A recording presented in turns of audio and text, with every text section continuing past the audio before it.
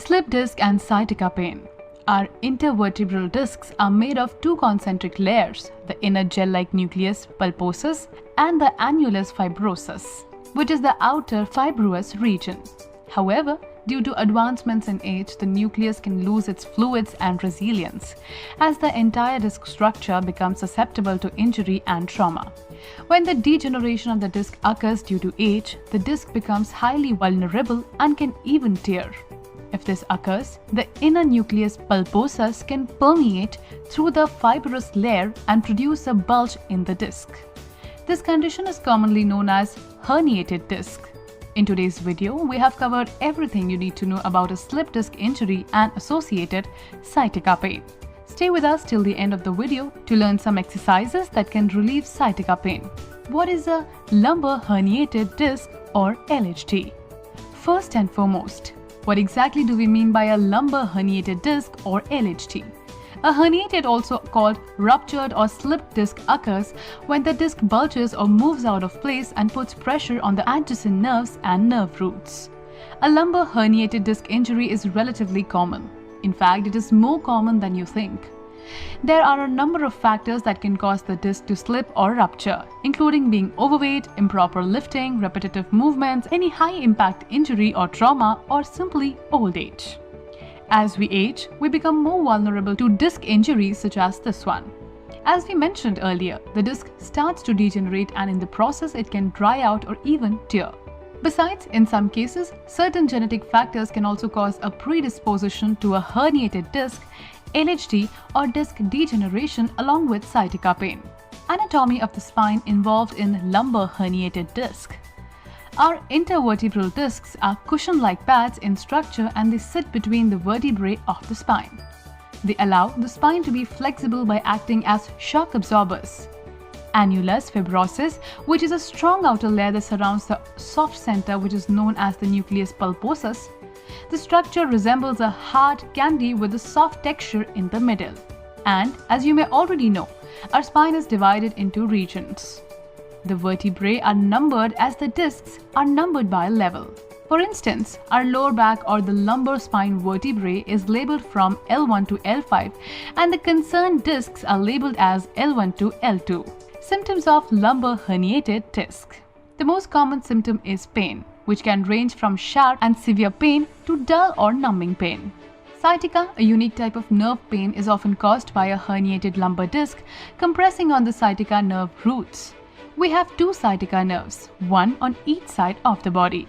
The roots of the sciatica nerve originate from the spine and extend down the thighs to the legs. When a disc protrudes and can compress on the sciatica nerves, sharp pain can extend from the buttocks to the thighs, down to the knees, calves, and in some cases even the foot. In addition, a person may also experience other symptoms such as muscle spasms, burning or tingling sensations, weakness in the legs, abnormal reflexes, numbness on the foot. In some extreme cases, symptoms such as loss of bladder or bowel control can occur. These cases require immediate medical attention as they might point to a complication. The most effective way to diagnose a slipped disc is through imaging studies. Include magnetic resonance imaging, commonly known as MRI. In some cases, further tests such as nerve conduction studies or an electromyogram or EMG are also required. Therefore, you shouldn't self-diagnose your condition without consulting a medical professional. Your doctor will conduct a physical examination along with imaging tests to confirm your LHD. How to treat LHD? In most cases, slip disc and associated sciatica resolve on their own with appropriate care, including spasm injections, medications to manage pain, and physical therapy. However, if the symptoms progress and point to neurological problems, surgery will be recommended. There are several types of spine surgery that can fix an LHD.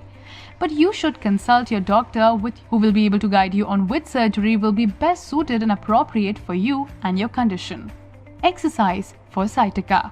Sometimes the intense and excruciating pain caused by a slip disc injury and sciatica can be resolved by exercise. It can also speed up the process of long-term healing. Here are 3 exercises that can help you manage sciatica pain. Number 1.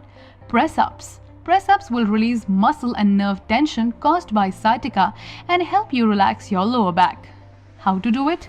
Start by lying on your stomach and prop up the upper body using support from the elbows.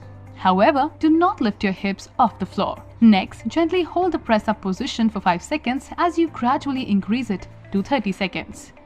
Number 2. Curl-ups. Curl-ups are a great exercise that will help you relieve pain concentrated around the abdominal muscle region. How to do it?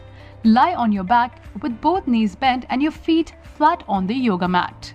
Now, gently fold both your arms across your chest region and tilt your pelvis slightly to flatten your back against the floor or yoga mat. Next, gently try to lift your head and shoulders off the floor. Hold the pose for 2 to 4 seconds at first as you build up the strength. Gradually, you can perform 2 sets of about 10 curls. If you feel any pain around the neck region, you can support your neck by placing your hands behind the head.